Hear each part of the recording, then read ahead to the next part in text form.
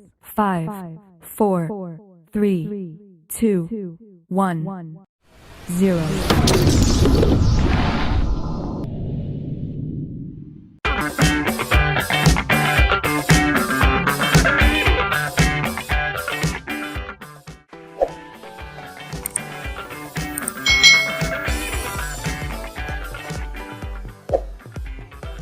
Hai hai hai, selamat datang di channel YouTube Kak Citra.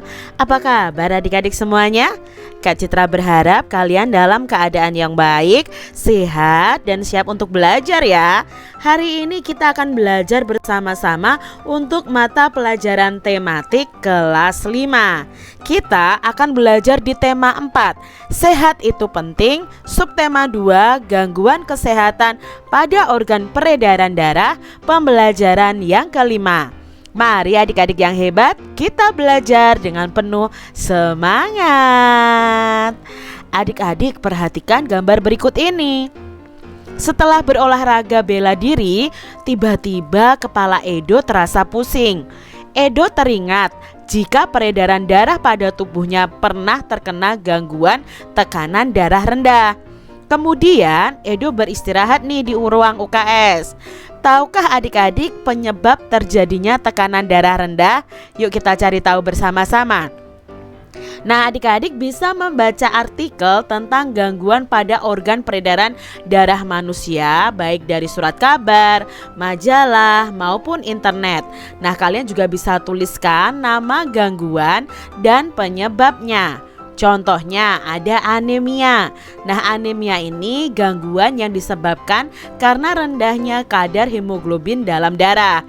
Rendahnya kadar Hb ini dapat disebabkan karena makanan yang dikonsumsi itu kurang mengandung zat besi. Nah, ciri-ciri penderita anemia adalah mudah lelah dan sering merasa pusing. Lalu berikutnya ada tekanan darah rendah ya yang dialami Edo tadi, atau hipotensi.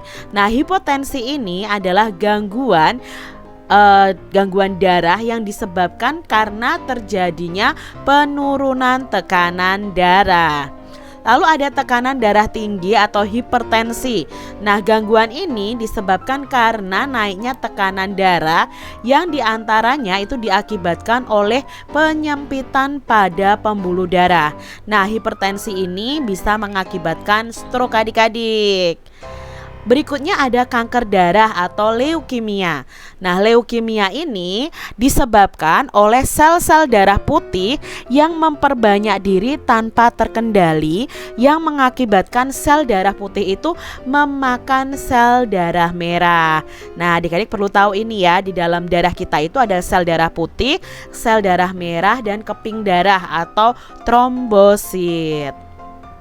Berikutnya adalah penyakit jantung koroner. Nah, suatu gangguan jantung yang disebabkan oleh penumpukan lemak darah atau kolesterol pada arteri koronaria. Ini jantung koroner.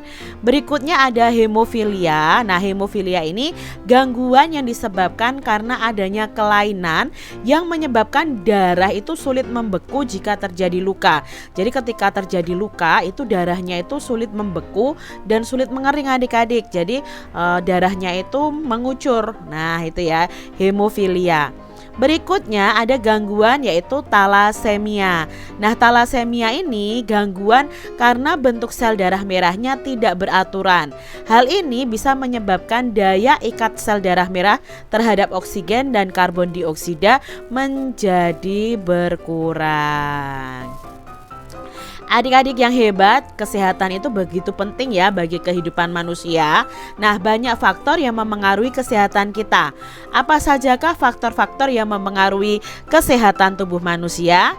Nah, di sini ada bacaan yang berjudul 4 faktor yang memengaruhi kesehatan. Kesehatan adalah anugerah yang paling berharga bagi setiap insan manusia. Buat apa banyak harta tetapi badan kita sakit?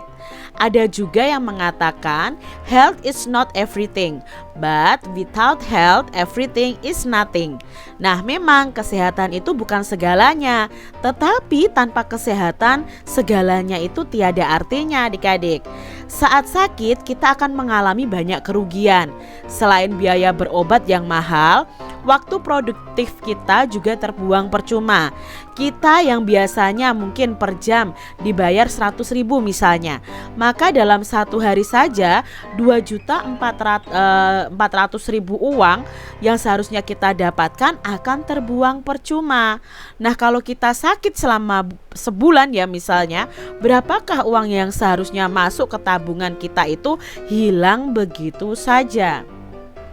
Nah, menurut Hendrik L. Bloom, ya ini fotonya, terdapat 4 faktor yang memengaruhi derajat kesehatan manusia, yaitu 1. Faktor perilaku, lalu faktor lingkungan, faktor keturunan, dan faktor pelayanan kesehatan. Nah, dari 4 faktor yang mempengaruhi derajat kesehatan tersebut, ternyata faktor perilaku ini memiliki pengaruh yang cukup besar. Kemudian diikuti oleh faktor lingkungan, faktor pelayanan kesehatan, dan faktor keturunan. Nah, keempat faktor di atas memiliki keterkaitan dan saling memengaruhi. Faktor yang pertama adalah faktor perilaku. Nah, perilaku masyarakat yang sehat otomatis akan menunjang dan berdampak semakin meningkatnya derajat kesehatan. Nah, hal ini dapat kita lihat dari semakin banyaknya penyakit berbasis perilaku dan gaya hidup. Misalnya nih, kebiasaan pola makan yang sehat dapat menghindarkan kita dari serangan banyak penyakit, antara lain ada jantung, darah tinggi, stroke, obesitas atau kegemukan, diabetes mellitus, dan lain sebagainya. Nah, kebiasaan perilaku mencuci tangan sebelum makan akan menghindarkan kita dari penyakit saluran pencernaan, misalnya seperti diare. Lalu perilaku menggosok gigi setelah makan dan sebelum tidur dapat mencegah penyakit seputar kesehatan gigi dan mulut. Dan masih banyak lagi perilaku atau kebiasaan yang berpengaruh terhadap kesehatan. Itu faktor yang pertama, yaitu faktor perilaku. Faktor yang kedua adalah faktor lingkungan. Nah, lingkungan yang bersih itu sangat berperan dalam meningkatkan derajat kesehatan masyarakat. Perbandingan angka orang yang sakit yang signifikan itu terjadi antara lingkungan yang bersih dengan lingkungan yang kumuh. Nah, beberapa faktor yang sering menjangkiti masyarakat yang hidup di lingkungan kumuh antara lain ada demam berdarah, gatal-gatal, infeksi saluran pencernaan, dan pernapasan. Nah, adik-adik, coba kalian perhatikan lingkungan kalian. Apakah lingkungan kalian termasuk lingkungan yang bersih dan sehat?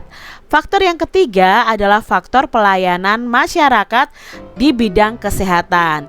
Nah, ketersediaan fasilitas kesehatan dengan mutu pelayanan yang baik akan mempercepat derajat kesehatan masyarakat. Dengan adanya fasilitas yang mudah terjangkau dan dengan mutu pelayanan yang baik, itu akan meningkatkan akses pelayanan kesehatan masyarakat. Nah, ketersediaan fasilitas itu harus diikuti dengan keterampilan tenaga kesehatan yang merata, mencukupi, dan mempunyai kompetensi di bidangnya. Nah, dalam pelayanan ini harus hingga tingkat pelosok desa. Contohnya ya, puskesmas, rumah sakit, lalu dokter, suster, itu termasuk faktor pelayanan kesehatan. Nah, faktor berikutnya adalah faktor keturunan. Banyak penyakit yang dapat kita cegah, misalnya dengan membersihkan lingkungan. Namun sebagian penyakit tidak dapat kita hindari, seperti penyakit keturunan. Nah, semakin besar resiko penyakit keturunan, maka akan semakin sulit untuk meningkatkan derajat kesehatan. Nah, untuk mencegah penyakit turunan tersebut, perlu adanya konseling perkawinan yang baik. Itu tadi ya, keempat faktor itu saling berpengaruh dan tidak bisa berdiri sendiri. Oleh karena itu, upaya pembangunan sarana kesehatan harus dilaksanakan secara berkesinambungan dan secara simultan. Nah, upaya yang dilaksanakan itu harus komprehensif ya, terus-menerus, mencakup upaya preventif atau promotif, kuratif, dan rehabilitatif. Nah, pemerintah sebagai pembuat regulasi atau pembuat aturan harus berperan aktif dalam pembangunan sarana kesehatan serta pelaksanaan kesehatan secara menyeluruh. Nah, itu tadi ya adik-adik ya, 4 faktor kesehatan ya yang ada di lingkungan kita. Nah, berdasarkan bacaan di atas, kalian bisa membuat kesimpulan mengenai faktor-faktor yang memengaruhi kesehatan manusia.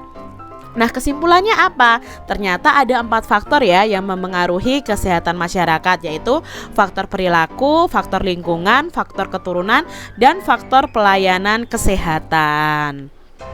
Adik-adik, menari itu juga merupakan kegiatan yang menggerakkan anggota tubuh. Nah, dalam menari hendaknya menggunakan pola lantai supaya gerak yang diperagakan lebih indah lagi. Nah, dalam menari kadang-kadang juga dilengkapi dengan properti tari. Nah, kita sudah belajar tentang pola lantai juga. Nah, pada tema sebelumnya, adik-adik sudah belajar mengenai pola lantai. Pada pembelajaran 2 di subtema ini, kalian juga sudah mengenal tentang properti tari. Nah, mari kita cari tahu kembali mengenai pola lantai dan properti tari. Coba cari tahu kembali tentang pola lantai. Kalian dapat mengingat kembali dari pembelajaran pada tema-tema sebelumnya. Nah, pola lantai itu adalah sebuah garis atau pola yang dibentuk sebagai cara untuk penari itu dalam bergerak. Gambarlah bentuk pola lantai kelompok yang sudah kita kenal pada buku kalian masing-masing. Nah, ini adalah contoh pola lantai ya. Ini pola lantai diagonal, lalu ada pola lantai horizontal, ada pola lantai garis lengkung, dan pola lantai vertikal. Adik-adik yang hebat, Siti dan teman-temannya itu sedang menari. Mereka melakukan gerak tari dengan alat. Coba perhatikan gambar gerakan mereka. Nah, ini adalah Siti dan teman-temannya yang sedang menari. Ini gerak satunya, lalu ini gerak duanya ya adik-adik ya. Nah, adik-adik, apa alat yang digunakan Siti dan teman-temannya untuk melakukan gerak tari? Ya, Siti dan teman-temannya itu menggunakan gendewa atau busur untuk menari. Bagaimana Siti dan teman-temannya itu menggerakkan propertinya? Nah, coba kita uraikan bersama-sama bagaimana Siti dan teman-temannya ini menggerakkan propertinya. Jadi, gendewa atau busur panah ya, itu dipegang dengan tangan kanan, kemudian digerakkan ke samping kiri lalu ke samping kanan. Diikuti dengan kaki kanan yang jinjit di samping kaki kiri, lalu kaki kanan melangkah, diikuti dengan kaki kiri yang jinjit di samping kaki kanan. Itu gerakan Siti dan teman-temannya. Nah, adik-adik yang hebat, coba ya kalian peragakan gerakan pertama dan gerakan kedua ya secara berurutan menggunakan properti yang ada. Misalnya kalau tidak ada busur bisa kalian ganti dengan tongkat. Adik-adik yang hebat, tubuh manusia itu memang hendaknya banyak bergerak. Dengan bergerak seperti berolahraga dan menari, denyut jantung itu akan meningkat sehingga darah beserta oksigen dan nutrisi itu bisa disalurkan dengan baik ke seluruh tubuh kalian. Jarang berolahraga itu membuat peredaran darah di seluruh tubuh kita terganggu. Dampaknya peredaran darah terganggu akan timbul banyaknya penyakit. Edo tidak mau sakit-sakitan. Oleh karena itu Edo ingin banyak melakukan gerak. Seperti sore ini Edo mengajak Udin bermain sepatu roda. Mereka beradu cepat. Jarak garis start dibuat di depan rumah Udin, sementara garis finish ada di depan toko Jaya. Nah, ini ya Edo bermain dengan temannya. Nah, di sini ada pantunnya. Jalan-jalan ke kota hujan, naik turun melewati bukit. Jangan lupa gerakkan badan supaya kita tak pernah sakit. Hitam legam burung gagak, terbang bebas di langit tinggi. Okelah kawan, ayo bergerak, bersepatu roda sesuka hati. Nah, ini adalah contoh pantun. Adik-adik, tahukah isi pantun yang diucapkan oleh Udin dan Edo di atas? Nah, isi dari pantun Udin dan Edo ini adalah kita harus berolahraga supaya badan kita sehat atau tidak sakit. Salah satu olahraga yang dapat kita lakukan adalah dengan bersepatu roda. Demikian tadi adik-adik pembahasan kita di tema 4 subtema 2 pembelajaran yang kelima. Semoga video pembelajaran ini bermanfaat ya untuk adik-adik semuanya. Dan sampai jumpa lagi di video pembelajaran Kak Citra selanjutnya. Tuhan memberkati. Jangan lupa tekan tombol subscribe, lalu tekan loncengnya, tekan juga tombol like, lalu share ke media sosial kalian. Jangan lupa untuk ikuti media sosial Kak Citra. Terima kasih.